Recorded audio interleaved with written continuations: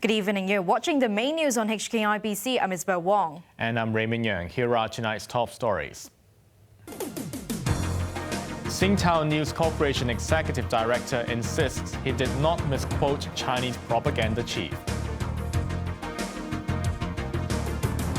Ombudsman investigation found nearly 1,000 storerooms were left vacant at public housing estates.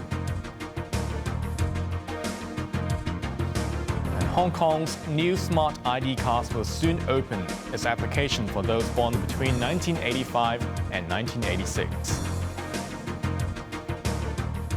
A senior news executive is under the spotlight after he quoted Chinese propaganda chief Wang Kunming as saying that Hong Kong media should not become a political base for interfering with the mainland. He later amended the comments, but dodged a question today on whether Beijing had ordered the retraction of the media reports over the controversial remarks.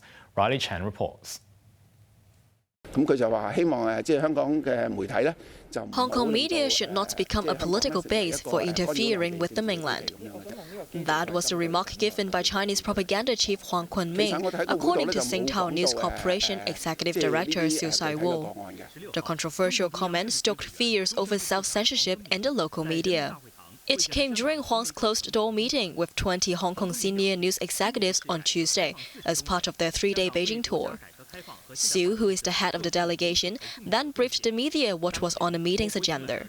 His comments were picked up by several major TV and radio stations that evening, before the reports were either retracted later or had a controversial quote removed.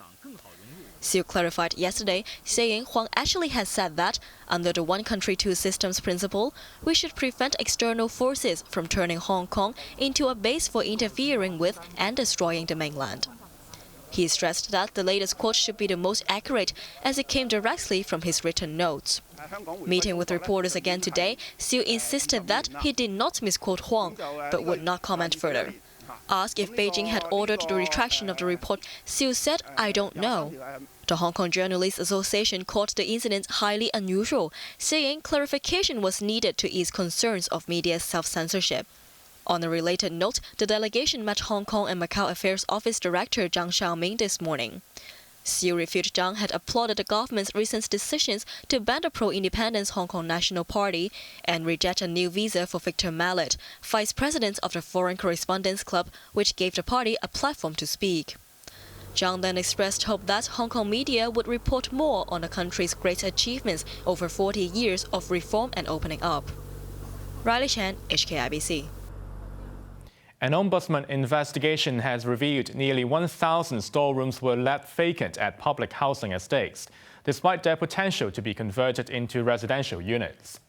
Well, the watchdog also criticized the Transport Department for its poor response after a new toll collection arrangement at the Lantau Link ended up in land and air traffic chaos last year. Riley Chan reports. A direct investigation report by the Ombudsman has found that 959 storerooms from 87 public housing estates were left idle as of August last year. These storerooms made up a total area of about 109,000 square feet, one-third of which were larger than 100 square feet. The Housing Department had identified 24 storerooms for conversion into residential units back in 2015, but no action had been taken as of last year. Housing problem become a very serious problem in Hong Kong. So we do not think that HDs could just sit on it and without assessing how to convert these storerooms into a usable area. We think that they should be more reactive to the need of the community to do something. The Housing Department had pointed out some units were unsuitable for conversion as they could not meet occupancy rules in the building's ordinance. But the Ombudsman said minor modifications should be performed, such as enlarging windows to ensure proper natural lighting and ventilation. Under this new approach, 42 additional storerooms have been singled out for conversion. Other rooms which still failed to meet the requirements could be leased to social or welfare groups to be used as childcare or tutoring centers, the watchdog said. In a separate investigation, the Ombudsman criticized the Transport Department for its poor response on the implementation of two-way toll collection at the Lantau Link in August last year.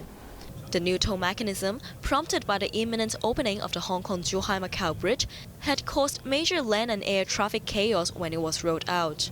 Queues of a few kilometers long were seen on highways as many travelers caught on the roads missed their flights at the airport.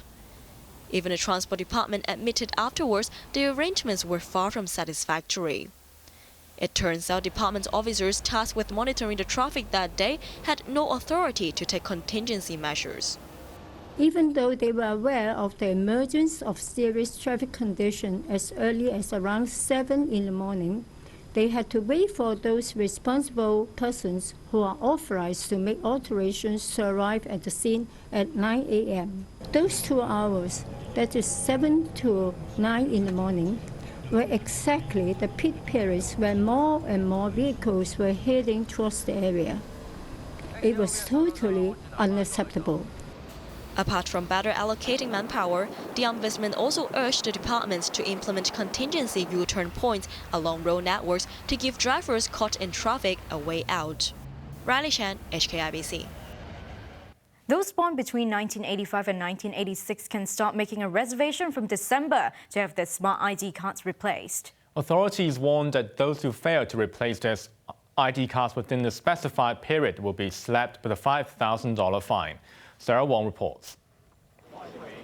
Hong Kong is cruising into an era of new smart identity cards. Those born between 1985 and 1986 will be the first eligible group to have their ID cards replaced. From December 24th, they can make an online appointment to lock down a time slot between January 21st and March 30th at 9 designated centers. The new ID